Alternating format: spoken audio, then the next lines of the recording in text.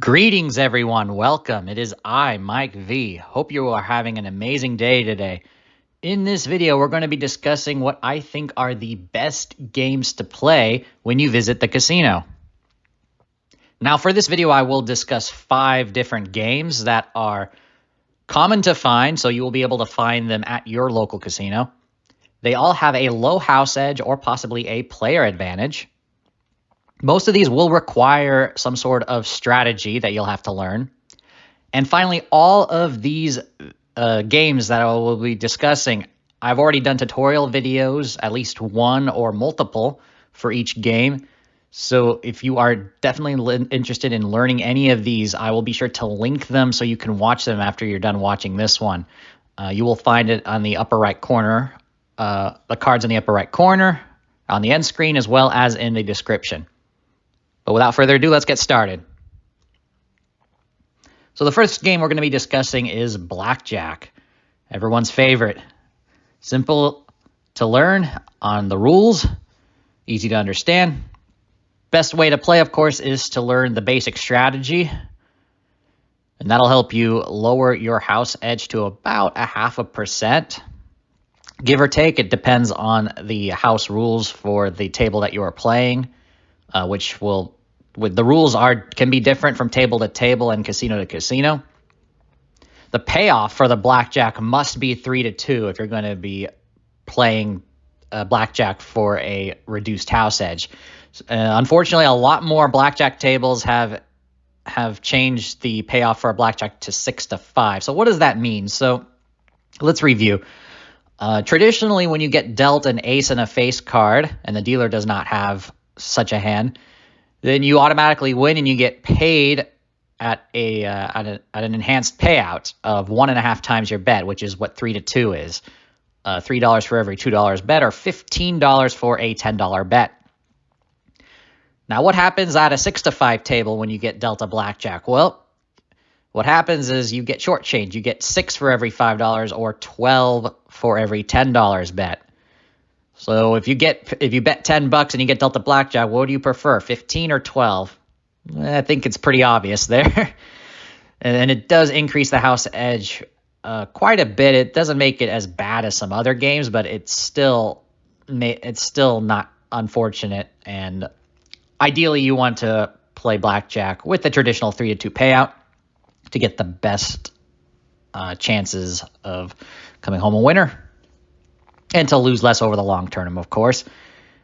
Now, if you know how to card count, along with the basic strategy, card counting can give you the edge over the house. You do risk getting banned, though, if caught. The casinos can kick out card counters, and they do. So that is something that you have to keep in mind. But if you're very adventurous, skillful, and you want to go that route, that's an option, and you could win big money. All right, so the second game we're going to be discussing, for those of you who watch my channel for many years, you know that I'm going to be looking at video poker. It is a very good game for people to play at the casino, and it is an easy one, for slot players to hop right into in a way, because it's a machine. So for those who are just used to playing slots and only slots, they can understand video poker quite a bit in that way. There's no intimidation that you would get by sitting at a table game. Now, video poker does have a skill element, unlike slots, so you have to learn the strategy as best as possible to the optimal strategy for each variant that you're interested in playing in. So if you want to play jacks or better, or double bonus, or deuces wild, the strategy for each of those games are going to be different. They may overlap, and they usually do, but you'll have to learn the strategy for each one that you're interested in playing. And thirdly, you want to find the best pay tables for the game that you want to play. An example here for jacks or better, the best version of jacks or better you usually will find is where a full house pays 9 times your bet, or 45 credits if you are betting 5 credits, which you usually should be doing. And it pays 6 for 1 on the flush, or 30 credits on a 5-credit bet. The payback percentage for 9-6 jacks or better, as it is called, is 99.54%. If you take the inverse of that, which was the house edge, you get 0.46%. And so finding the best pay table or the best one you possibly can at your local casino is important, because casinos do give pay table do release pay tables that are lower on the spectrum. They do pay less on a full house or a flush. You'll see 8-5, for example, on some of them. The best game currently that you could find as of 2024, the best video poker game in terms of the payback percentage, is Full Pay Joker Poker at the Plaza Hotel in Vegas. It is the only one remaining. There's only one machine. The payback percentage is 100.65% with optimal strategy.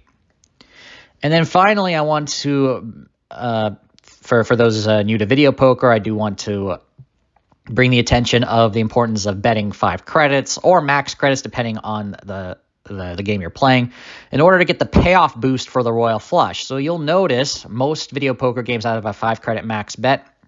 And if you bet 1 credit and get a royal flush, it pays $250. For 2 credits is $500. 3 credits is $750. 4 credits is $1,000. And then for the 5th credit, it jumps to $4,000. So that is a pretty big boost for the royal flush, and you want to be able to get that boost. So make sure you bet enough credits to get it. Now, if you're playing a 10 credit max bet or 20 credit max bet video poker game, you may only need to bet 5 to get the boost. So you have to take a look at the pay table to make sure of that. But let's go ahead and go to the next game. The third game that I will be discussing today, that's a good game to play, is Ultimate Texas Hold'em. So this is one of the few house bank poker games with a low casino edge. And there is a strategy element, of course, as with other games here.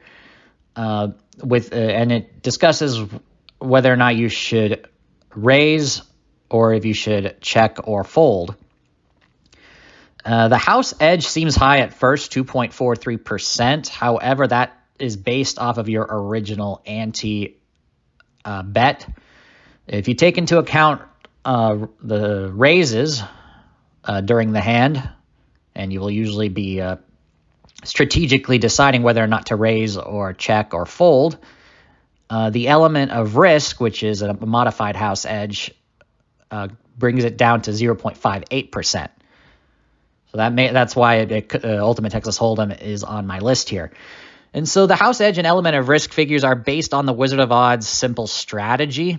It is possible to create a much more advanced strategy that brings the element of risk down even further, but for the simple strategy, that's pretty good, I would say. So the next game we're going to take a look at is craps. So for those of you new to the game, it may look complicated at first with all the different bets and the lingo and everything.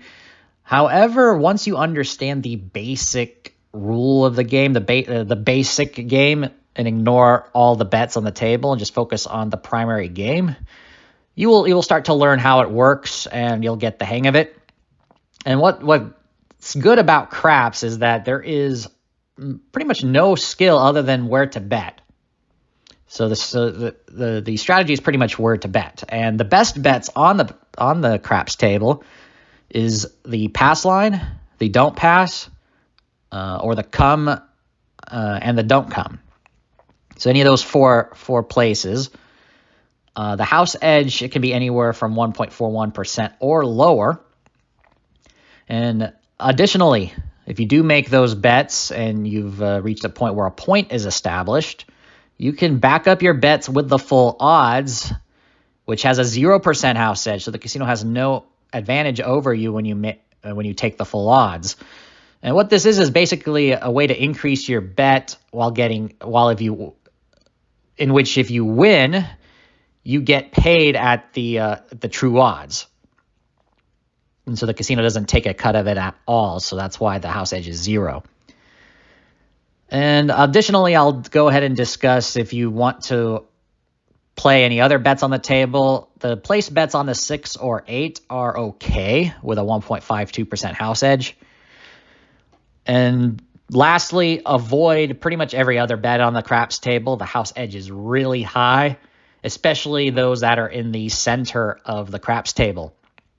I mean, based on the speed of a typical craps game, the house edge on some of those bets in the center of the table are so high that you might as well just be playing slots at this point. You actually would be better off. But yeah, so pass, don't pass, come or don't come on the craps table. That makes the list here. Next game, actually the last game rather, that we're going to be discussing today is going to be heading over to the poker room and playing No Limit Texas Hold'em. So this one is going to be different from the other four that I've listed, in that this is a player versus player game. So you're playing against other patrons of the casino instead of the house. The house takes a little fee called a rake or an entry fee if you're playing a tournament, instead of actually banking the game. So that's the big difference. And how you win in poker is we have to have the better skill than your opponents.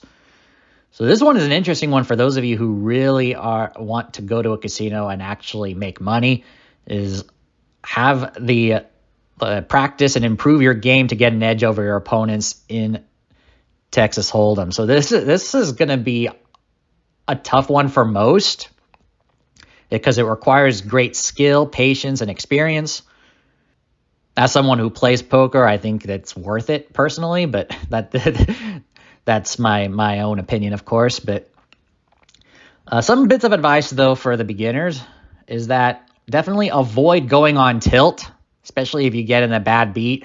That can make you lose even more than you intend to. And set a budget, especially. You could be surprised, actually, how much less you will lose over time if you set some guidelines for yourself, learn how to play, have some patience, and if you do happen to lose, well, you can just walk away knowing that you had fun. And speaking of fun, it can still be a fun alternative to regular casino games, even if you don't have the skill at the moment. If you're still in the process of learning, it could still be a fun to play Texas Hold'em, especially if you play tournaments. Tournaments is what I would recommend for those who are new, because it's just a one and done thing. You buy in once and you keep playing until you lose your chips. Or if you're really lucky, you make it all the way to the final table and possibly win it, and then you hit a nice big payout. So that's the fun aspect of playing No Limit Texas Hold'em. So those are the 5 games that I have listed here that I think are the best to play: Blackjack, video poker, Ultimate Texas Hold'em, craps, and then good old-fashioned No Limit Texas Hold'em poker in the poker room. So let me know what you guys think. There's probably other games that I haven't listed here that definitely would probably make a list like this.